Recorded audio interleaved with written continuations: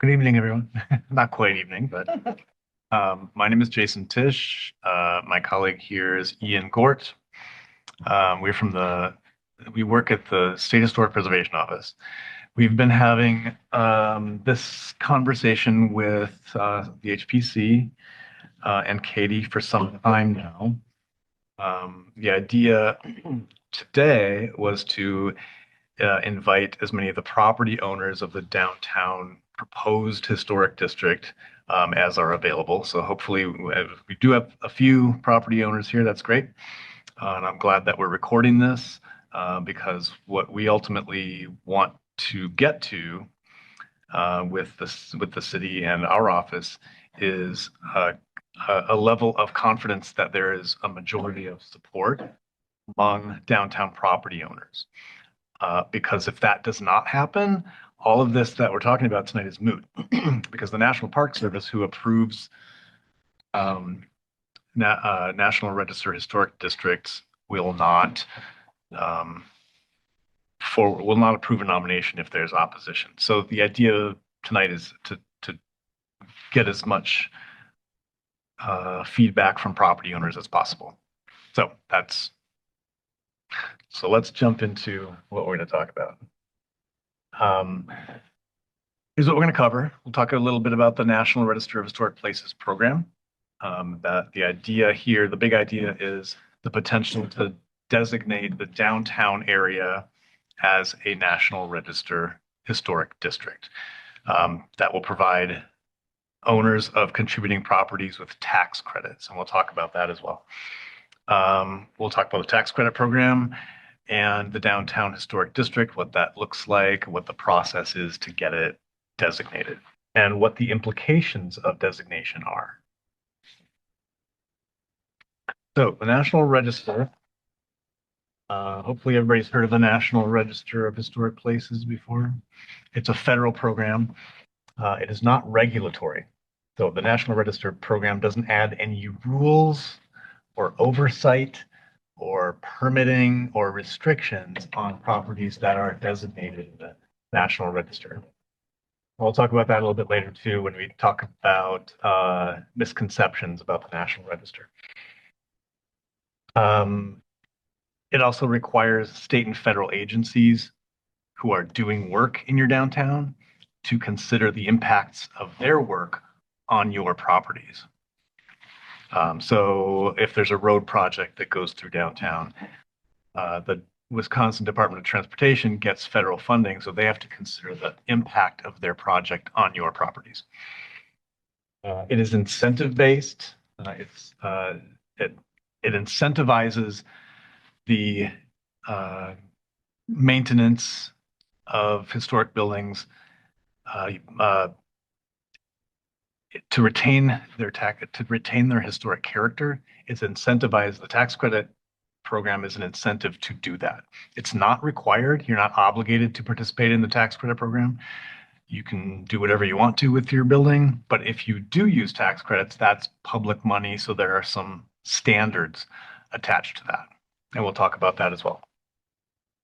A property or a district has to meet one of 4 criteria to be listed. I won't go through those criteria. And it must be nominated with a formal nomination. And that nomination digs into the history of the district or the property,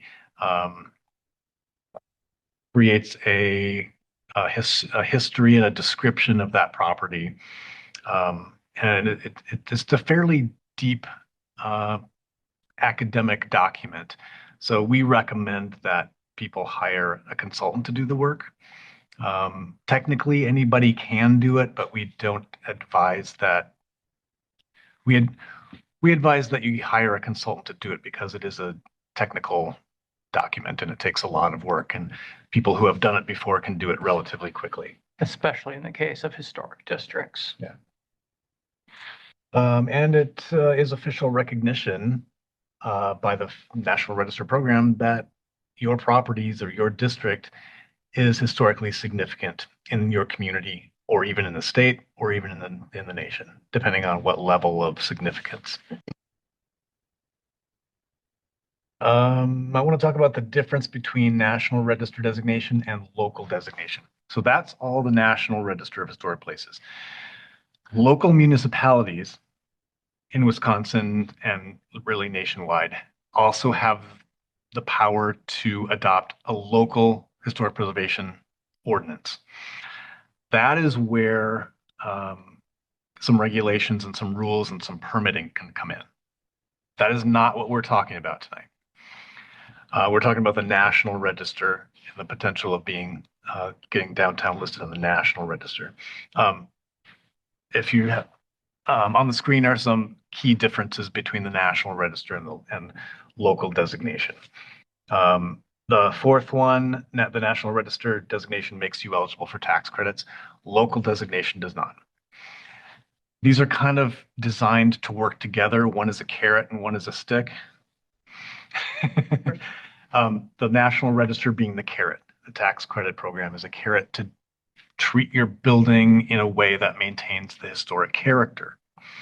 The stick, local designation, applies standards, design standards. So when you are proposing to do alterations to the exterior of your building, you need to meet local design standards to do that. Again, we're talking about the National Register, the carrot tonight. I just want to run through quickly all of the buildings in Elkhorn that are listed in the National Register. You don't have any districts. You have about 8 or 9 individual properties, and it's these properties. Webster House. Hopefully you all are recognizing these houses. Okay. So all of these property owners are already eligible for tax credits. I don't have information on the number of tax credit projects that we look at in Elkhorn, but all of these properties are eligible, including your post office and of course the band shell and the old municipal building. So I said we were going to talk about some misconceptions. There are a lot of misconceptions about the National Register. People often conflate the National Register with your local historic preservation ordinance, which I was talking about a little bit ago. So let's go through some of the common misconceptions. If my property is listed in the National Register, I have to open it for public tours. Absolutely false. You do not have to do that. Your property is your property. It's private property. Nothing would change. If my property is listed, I can't paint it how I want. Also false. You can paint it however you want, including like this, if you choose to. My property is listed. I cannot change anything. That's also false. You can upgrade, you can update systems, you can update the interior. You can change whatever you want. There's no restrictions, no additional permitting, no review. Historic homes get new kitchens, new bathrooms all the time. Thousands of properties listed in the National Register in Wisconsin, and they're changed all the time.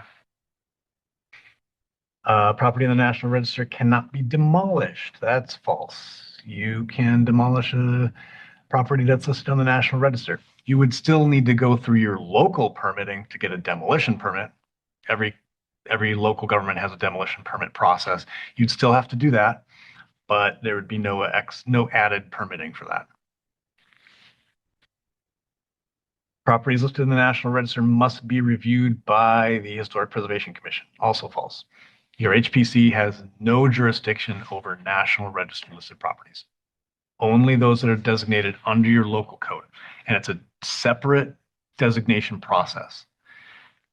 Properties can be listed under both, but they have to go through each process separately. You can't piggyback on the other. Anything 50 years or older is eligible. That's also false. These neglected commercial buildings would not be eligible because they don't meet the level of integrity that we like to see for the National Register, or that the National Register requires.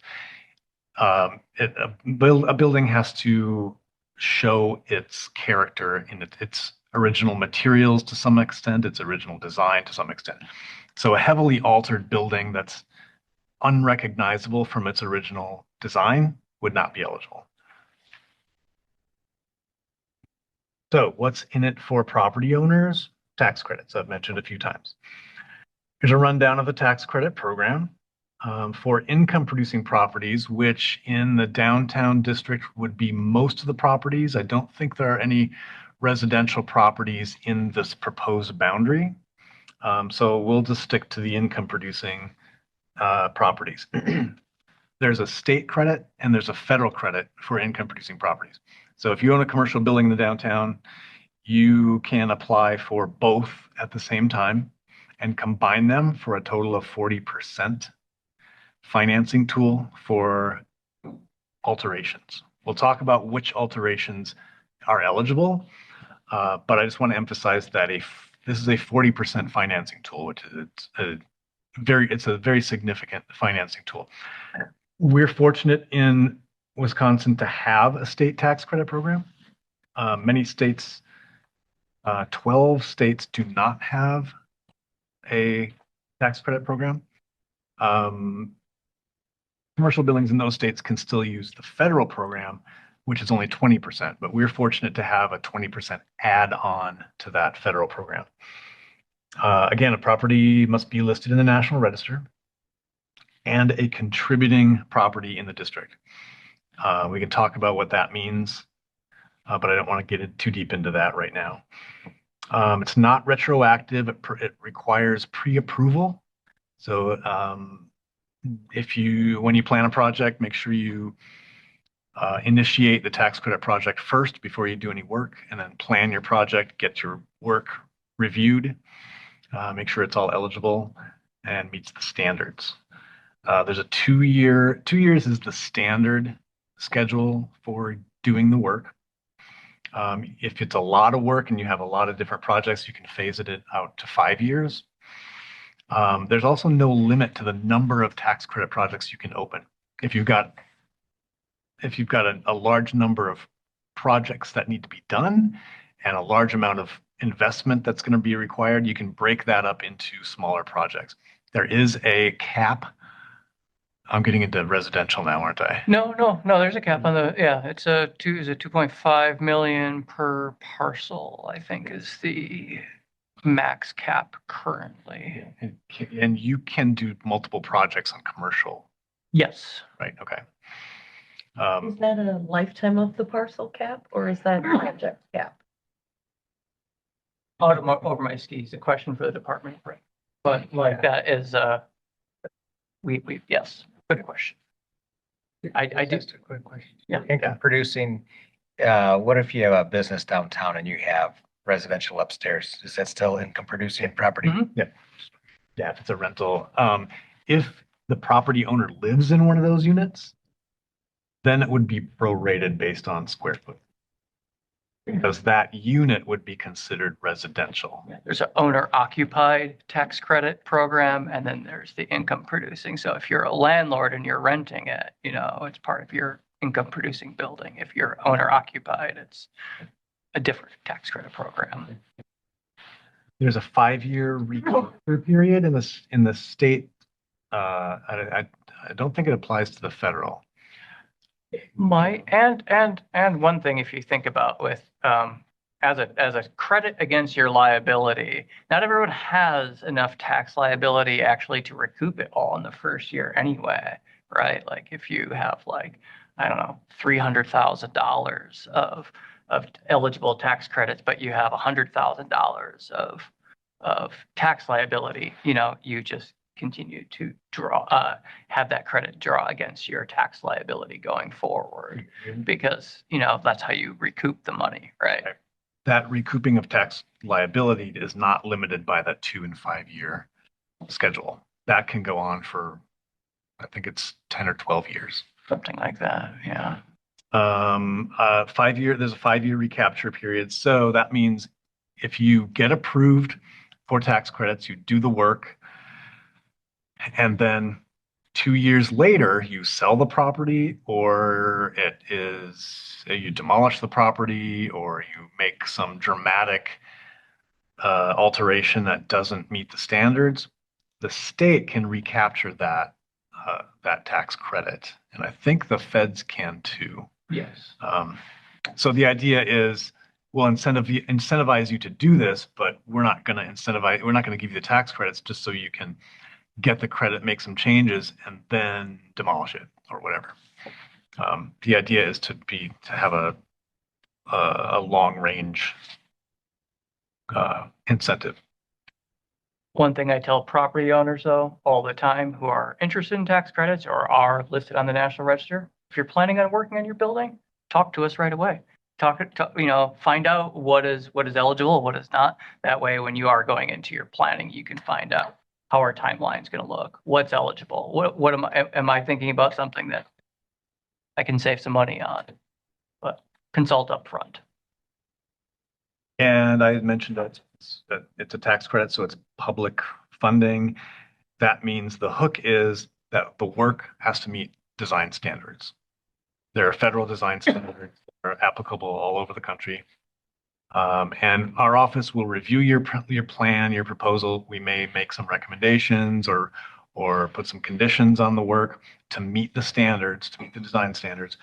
And the standards are flexible. They're not super prescriptive.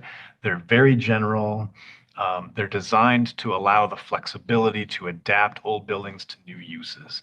So it's not like putting a building under glass. This is not a museum program. So the standards are very flexible. And our office reviews, upwards of 500 to 600 tax credit projects a year. That includes residential projects, mostly residential, but also commercial. We review a lot of commercial projects. And this is a well-used program. It's not limiting, it's not restrictive. It's used all the time, every year. One thing I like to remind people about the standards is that the point isn't to return your building necessarily to a certain point in time. Granted, sometimes that is the goal and that is achievable, but it's about appropriateness rather than very specifically prescribed, this needs to be 1893. This needs, it's about what materials are appropriate. It's not everything. We can't always achieve buildings to look the way they did at a certain time, but we have the Secretary of Interior standards are really well thought out to make sure that work can be appropriate to the time while remaining useful and affordable to people. So this can be used for aesthetics or like a new roof or HVAC or electrical upgrades or anything? Generally, eligible expenses are things that keep your building in good and working order. Certain aesthetic things, some things might be, corbelling or, cornice, but, in the case of like electrical work is eligible, but not electrical fixtures. So you pay for your lights, but you can update knob and tube. Same thing with plumbing. Plumbing is, you need plumbing to have your building working, but your plumbing fixtures, well, those aren't eligible expenses. So it depends. Sure, sure. Speaking of eligible expenses. Hey, here we are. Nice segue. These are the types of work that are eligible for tax credits. A lot of commercial buildings are masonry, they're brick. So any pointing, repointing, repair and replacement of roofing, window repair and replacement. That's a touchy area. Windows are always a negotiation. We can talk about that when we get there. But in commercial properties, floor repair and replacement, flooring is eligible. Structural repairs, exterior painting, even stormwater landscaping. If you have to do some landscaping on your property because rainwater, stormwater is getting into your building, that compromises the integrity of your building. So landscaping to shed stormwater is eligible expense. Consulting, it's not on this list, but architect fees, landscape designer fees, Historic preservation professionals who prepare tax credit projects, because sometimes these are multi-million-dollar projects and get very complicated. Yeah. Their fees. all those consulting fees are eligible for the credit. Electrical up to fixtures, as Ian mentioned, plumbing except fixtures, and all your HVAC. So it's a pretty significant financing tool. And like we keep saying to Katie, it's all carrot, no stick, right? There's tax credits, each carrot, and there's no regulation. Jason said, you as a private person spending private money, you're not compelled to do that. You like, I want to have my way. Well, you can pay for it, and that's your business. We would know nothing about it. I just want to remind all of our property owners on the local level, if you do a facade project, it does need to go in front of the planning commission for review and approval because of the additional layer that we have in our downtown. That is making sure that it's in compliance with our local codes and guidelines. That's separate from this project, but just a reminder. Yes, I always remind people, you're Yes. always subject to your local permitting. Yes. Yeah, thanks for bringing that up, Katie. Thank you. It's a little hard to see on the screen, but this slide is showing the preliminary boundary that our office has drawn around what would be a historic district. Hopefully you can see it. It does take in the square where is that the courthouse? Yeah, Walworth County Courthouse, and the kind of the central core of downtown. That's subject to some change. If we go ahead with this and a consultant is hired to do this, they have the option to tweak that boundary a little bit. So some of these could fall out and the boundary could be redrawn to include some that are not included. So it's not set in stone yet. It's preliminary. Like the properties I was mentioning before, they're not in this. Which properties? The ones that you're showing in the photo? How far outside are they? I don't really see this. I could kind of, so It's south of, it's much further south, Hmm. Are you talking about the train depot? and the cannery building. Yeah, Centralia is too far outside of this. But they should be included. There's a lot of history to them. There is definitely. What this project is, and as it was explained to me, so please correct me if I'm wrong, is the consultant came to look at Elkhorn, identified a specific region as a first step that would tell a story of Elkhorn's historic commercial past. So it includes the government building for that reason. It includes most of the businesses that are around that time. It has to be one continuous area. To travel too far outside of it, to jump into residential to get back to commercial, doesn't fall within the guidelines of the National Register. But this is just the first. There could be other districts created if that's what the city was interested in and the residents. If you wanted a neighborhood that was recognized for being special, or you wanted to identify the train depot and the cannery as a new area because that was special for another reason, that's something that we can talk about. But there isn't a way for them to track all commercial to get there. Yeah, to say longer term, we were hoping that, there would be a big comprehensive city survey so that other historic districts, certainly at least one or two residential historic districts, but potentially other individual resources or maybe even other smaller districts could be identified in future surveys. And outside of the district, if you want to individually have the depot listed as on the registry, please do so. If you want to have the cannery listed, please do so. This is just it's just one story about Elkhorn. It's not all the stories that Elkhorn is.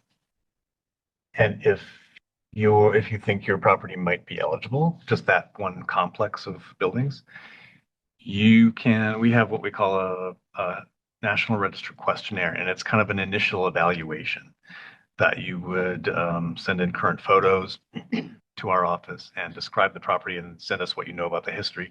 And we'll give you a preliminary evaluation of whether or not it's eligible for the National Register. And then you can have it listed if you want to. You can find funding to get it listed. And we can help you with all that. Okay. So contact Ian or I, and we can walk you through that process. Absolutely. could I ask another question? Yep. So the homes that you had first listed, that are already on the registry, they are eligible for the tax credits Mhm. and they were outside this boundary. Because they were listed individually, not as So- part of this historic downtown story. So that might be an option then for. Oh, yeah. Oh, yeah. Does anyone else have questions about that? Because that's a really good one. About the why of why this looks the way it is. Dan mentioned half of his building is in the district and half isn't. Half. Well, just because of the where the red line is drawn. We never draw lines through buildings in the final. We would never do that. But is this it makes a good question though. Is this a conversation? Or if Dan asked, would you consider bringing his other building in, or how does that work? Generally, so the consultant who does the research, what we know about these buildings is what we kind of know about these buildings, but the consultant is going to do more research. So, that pins down dates and dates of construction and alterations. So we do learn more things. Sometimes we learn that buildings that we think are older aren't, or they don't have as sufficient integrity. So what we think is contributing might be non-contributing, or we'll draw it out of the boundary because it's on the edge. So boundaries can change, contributing status can change based on what we learn in the course of the preparation of the nomination and in our review of that, as well as usually another site visit from the National Register Coordinator and the State Historic Preservation Officer typically do kind of a site visit to confirm boundaries, because So they make the ultimate call. We can make suggestions, but they make the call. I don't make the final say. He doesn't make the final say. Our boss makes the final say. So even these might not end up making the cut in the final shape, but it's a pretty, It's a pretty good idea. I mean, I think we have a pretty solid idea of what we think. It's just, the margins and some of the details may shift a little bit, but Well, we can make recommendations because even north of me, there's a lot of commercial buildings and they all fall into historic, but maybe somebody else is owning them right now, but there's a lot of history with them. Yep, you can absolutely provide information to the consultant and Okay, that they would certainly. have more insight in their consideration. Okay. Oh, yeah, they cut it right. yeah, the church is gone. So any questions about what we've talked about so far? Because that's all the content that I have. We can talk questions. We can talk about big picture, what's the next steps, that sort of thing. How do we access the forms and what do we do next if we're interested? So like I said earlier, what we want to try to do today and in the near future is to get a sense from property owners if there's a majority of property owners who are supportive of this. Because if we don't get that 50% majority of support from property owners, this can't go ahead. So that's part of what we want to do here tonight, is to get that support and buy-in and to get you the right information. There probably will be more conversations and information gathering from more property owners. Once you hit that confidence that you do have a majority support among property owners, the next step is to start that process. Now, I said that you would need to hire a consultant to do it. but you might not need to hire a consultant to do it. I might hire a consultant to do it. So would you Say more. speak to that a little bit? Well, I'd like that. our office has an endowed fund for largely for the preparation of National Register nominations. You hit some eligibility for that, eligible for that, and I think it's a good project. So if there's a good owner consensus, if not full consensus, but general consensus, personally, I'd prefer more than 51%. Then I can put the project out to bid, hire a historic preservation professional to prepare the National Register nomination. They will do all the research. They will do all the local research. They will do all the local photography. They will do another public meeting ahead of the nomination. as well as present it to our board. So there's not a lot in the way for private property owners to actually do functionally and administratively to get this Or listing. fund it. Or fund it for that matter. Yeah. Be completely funded 100% with this. Yeah. Now, everybody would have the consent with to kind of go with the consultant who would be selected from the bid process.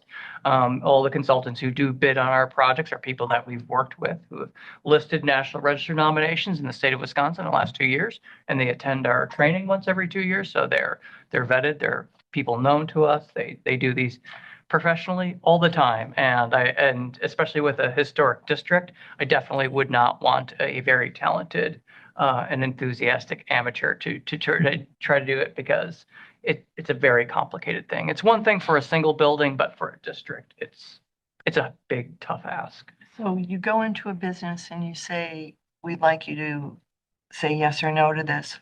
Why would they say no? Good question. If I can answer that. Because, so I've been going around informally and chatting with some folks about it.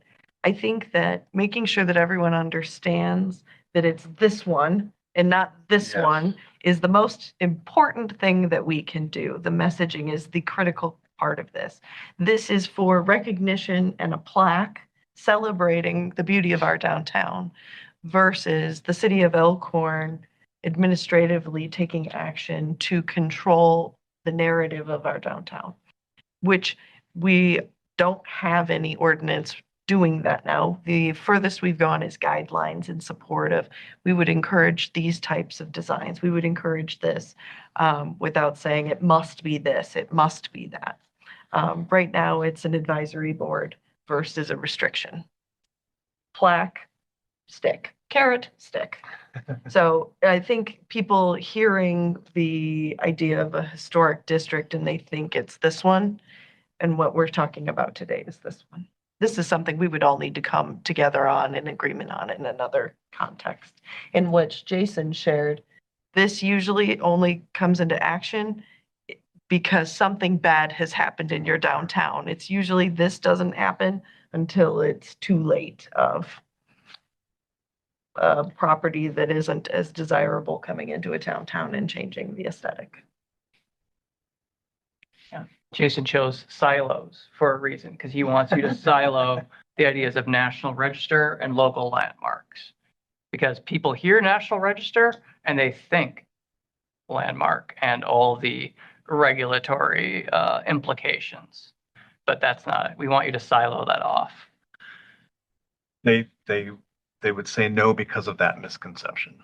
But I can tell you, we just had a historic district in Monona, or a little neighboring city, and there was almost 200 buildings in it, a residential historic district. And, we have these public meetings. We always do like 2 meetings. We do a big kickoff meeting like this, and then we do one ahead of the presentation at the review board. And, you can tell people this, and sometimes they'll just look at you and say, well, that's really nice, but I don't believe you. And they're going to object. But you know what? It ends up being, we had about 200 buildings and 3 objections. It's like, well, I'm looking to please almost everybody, but I don't need to, win over 100%, because some people you can tell them they're not going to believe you, and that's okay. They get to be listed too, even if they believe me. And they can use tax credits too. And they can use tax credits. Nobody cares if they objected to it either. The only way their objection matters if they have majority. So what questions have we not answered?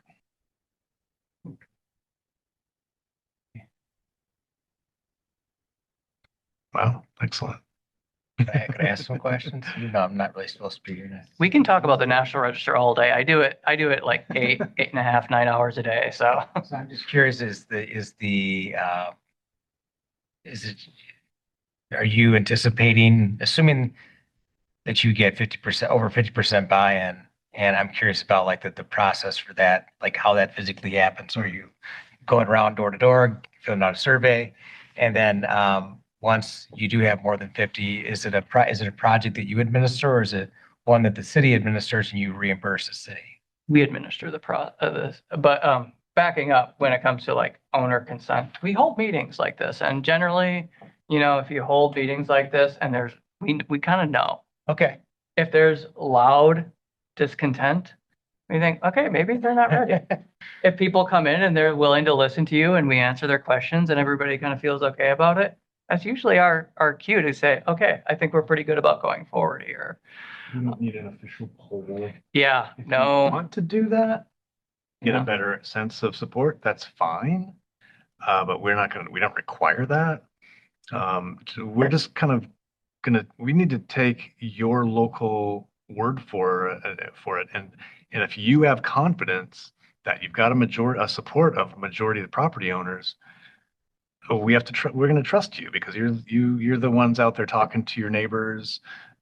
Katie talks to everybody, I understand. Guys, I've talked to most of West Walworth Street and everyone I've spoken to so far. I haven't hit the Elk folks, but the rest of the stretch I've got support for that they're interested in it. South Wisconsin, I think, is sitting here. The others that aren't here, I've spoken to, minus our surveyor, Mr. Olson. I haven't talked to him about it. And then on East Walworth, His building is next to mine. yeah. I can talk to him because I need some work on that building. Yeah, but, and then on North Wisconsin, hey, come sit. North Wisconsin, I've done some, but not a whole lot, so I haven't touched a lot of North Wisconsin. Can you speak to the timeline, how long the process would take to be, because some folks here are excited, let's say, to start on a new flooring project. When would they begin to be eligible for this program if we were approved? Well, hard to say. You don't have to be listed to start a tax credit project.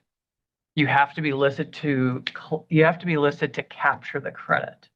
Oh, So if our office is very certain of like your building's eligibility, like we looked at the photo, like, yeah, it's going to be contributing, it's going to be in the district, it's not listed yet, you can start that process. You can start proposing work. You can even start the work. You just can't claim or capture the credit until it's listed.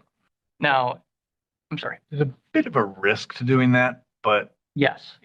like you said, if we are confident that the district is eligible, and we can give you confidence that your building will be contributing to the district, I would say you could start planning your project, start scoping it out, speccing it out, picking your materials, hire an architect if you need to, whatever. Start planning your project. And if you want to minimize your risk, don't start the project until you're actually listed. You can take the risk and take our confidence that you'll be listed and go ahead and do the work and then claim the tax credit after you're listed. It's up to you. I wouldn't say go ahead and do the work before you're listed unless you want to assume that risk. or Well, if it's something you're gonna do anyway. right, it needs to be Yeah. done. Now, administratively, I have a couple of projects ahead of yours or ahead of your potential project. Bidding wise, it takes about a month. Contract, it takes a little while, and then it depends on who's hiring, we're hiring, and when they propose the work to be done. Our office, we have 3 to 4 board meetings a year quarterly. So, it doesn't always get on the next agenda necessarily. So I usually tell people like, if you're just calling me up at my office, from the day you call me to the day you get listed, usually a year or so is like a pretty good measure. It can be faster. It doesn't have to be slower, but it's good to have reasonable expectations too. Yeah. These are complex technical documents, and we have a pretty small office, so. So, quick poll of property owners in the room. Who, at this point, after hearing what you just learned, who would be supportive of a nomination? Okay. That's good. How many parcels do you own in this district? 2, I think you're 2. And you have one. I have another one uh, Wisconsin Street. Three. Three. 6, And you're 6, and you're, 3.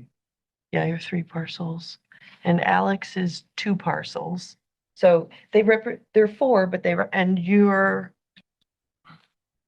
so there's a lot more than just 5 buildings sitting here. There's quite a few buildings in this room. One vote per owner or per parcel? No, per owner, but if you own one building, you have one, but if you own 2 buildings, it's essentially 2. Now it gets complicated when there's multiple owners per building, but yeah. If you were to object and how we count. So I guess if this Majority is the owners. direction that the city and downtown property owners want to go, the next step is to talk with other property owners and get to a point where you are confident that either you can go ahead with majority support or you're not going to get majority support. So that's kind of the next Step. bar that you need to get over. I don't know why you would say no if you would get a tax credit, but it's simple math. But and the other thing is, Dan, you could do it for one of your properties and do it. And they're being very conservative and very kind. The cost to be added to the registry to hire the consultant to do it is thousands of dollars. So you can do it. And then Alex, you could do it with your property and spend another $5,000 or $10,000 to hire a consultant. You could do it $25,000 for all of the properties, right? They're offering to do it for us with a grant that encapsulates all of us. So none of us have to do it individually. We can do it together as a team, but we have to work together in order to make that happen. And use it, don't use it, that's great. But the HPC really wanted to do something to help downtown property owners. And so we felt like this would be a great thing for us to advocate and help you with. I got a question. So any building inside this district does not have to be nominated and go through that process and have a consultant do all the research. They're already pre-nominated and, okay. Yeah, if you're inside that boundary, this would designate that district, and every property within the district that is considered contributing would be eligible. Okay. Now, we can talk about contributing and non-contributing, but I think it's intuitive. If a building has been heavily altered and doesn't really reflect its early 20th century commercial style, it's going to be probably not contributing. And then those non-contributing, heavily altered buildings would not be eligible for tax credits. They will be part of the district, but a non-contributing member of the district. Yeah. And Same with like later construction too. Yeah. And I will say in commercial districts, the National Register program recognizes that the first floor storefronts in commercial buildings change all the time. They're remodeled over and over and over and over and over. And the National Register program recognizes that. And so if your first floor storefront is heavily altered, you're probably okay. You're probably still going to be a contributing property. If you look up on your second and third floor and it has all of its original materials and design, and you can read that it's an old building, you're probably contributing. And we're talking about exterior, correct? Yes, yep. Not necessarily interior. So you can have a modern dentist office on your first floor inside, and the outside has its old 1920s character. For historic districts, we just generally don't consider interiors. Okay. Like we only get exterior photography most of the time for historic districts. If we had to evaluate every interior, it would be very exhaustive. And the thing about historic districts and their significance is that they are significant as a collection of buildings. So that is kind of the view from the public right of way. That is the view from Main Street. And yeah, so interiors, less of a deal. Although occasionally there may be something that you can tell is so heavily altered on the interior so as to not be recognizable. It's usually also altered on the exterior too, but. Drawing back a little bit and looking at the big picture, why do this? Like why, what's the point?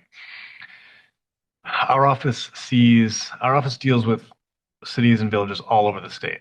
And we see case after case after case of communities doing something like this, recognizing the asset of their historic downtown and taking care of that, investing in it and investing in the character of that downtown. And it becomes, in so many cases across the state, it becomes kind of the soul of your community, if it's not already. And a community effort to retain the character of that place really helps a community to cultivate an identity, a sense of place, a place that's attractive for residents and visitors. It becomes an attraction.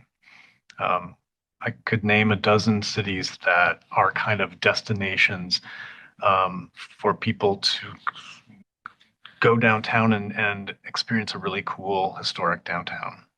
If you've ever been to Cedarburg or La Crosse or Stoughton or dozens of others. Eagle River. We just designated downtown Eagle River as a historic district. You know, a very kind of a tourist destination in the Northwoods. That's kind of the big picture, the big why of why communities do this. Quick question, how does the county building owner get involved? I mean, are we just sort of, the district's big enough and there's enough, yes, to do it? Do we have to formally, do we want to formally enter? So the National Register Program and the Historic Preservation Act holds units of government to a higher standard. Units of government cannot object to listing on the National Register. And also then there is a certain level of compliance that must take place with buildings owned by unit of government that is listed on the National Register. So that doesn't mean they can't do things, can't change things, but there's a certain amount of compliance that they have to go through to make those projects work. They're not very onerous or anything like that. I usually just tell them to talk to our people, and it happens all the time. But yeah. The county's always done a good job maintaining the building and the property, but having that extra layer, I think it'd be nice just to let them know somebody's gonna have a little more paperwork to do. And you already have that too with the post office is listed and your old city hall. And in fact, when we talk to communities, sometimes we tell communities like the first things that communities should nominate, you should consider is like your municipal buildings that are eligible, because it's a way that the city can demonstrate the ethos of preservation to the people as well. Jacob and I were talking about this. We have two distinct, I would say, architectural styles in our downtown. We've got the 1880s era look, and then we've got this 1960s era look.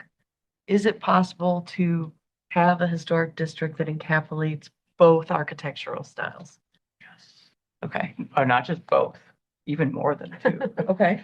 When it comes to, he was talking about like, how do we list things? We're looking for two things.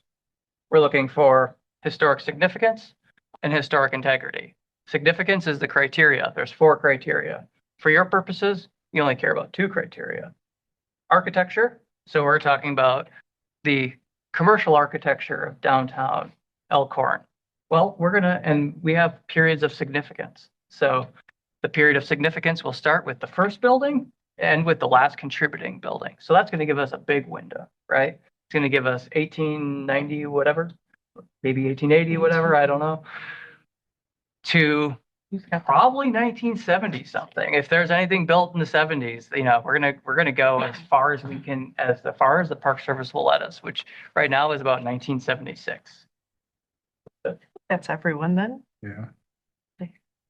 So that's going to capture all the historic styles. And that's actually one of the ways that downtowns are really interesting, because they can kind of demonstrate the favored commercial architectural styles of their era. Okay. Now, you're also probably going to be eligible for criterion A for commerce. That is like the commercial hub of Elkhorn. So that's going to be from when the earliest beginnings of the downtown, and we're going to push that end as far as we can go. And sometimes we push it even a little bit further than we might push it to 45 years from now or whatever. But everything, and that means, but changes happen to those buildings within what we call a period of significance. That means those changes are considered historic.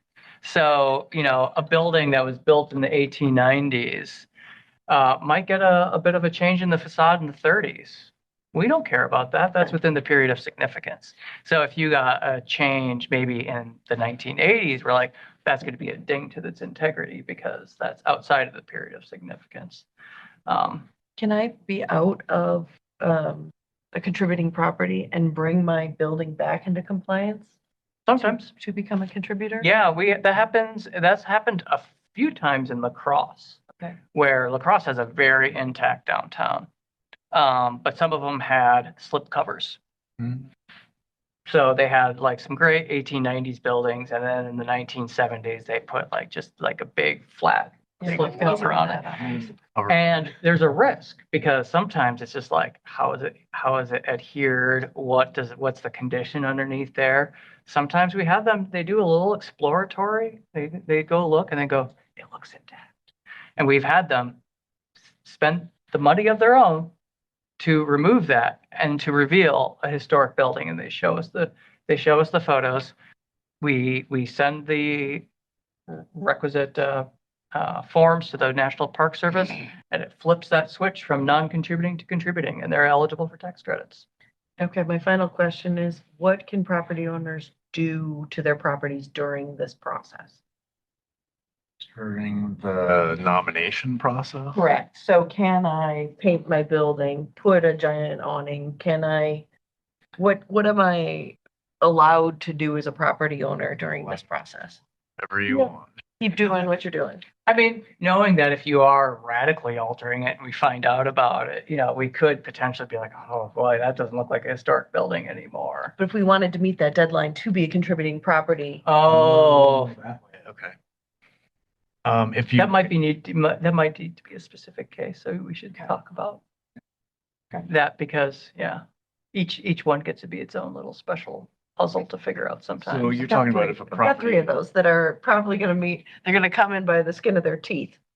They'll be So pretty you- close though. your question is, you've got some altered buildings that Yeah. whose property owners might be interested in being contributing. They can always do it down the road too.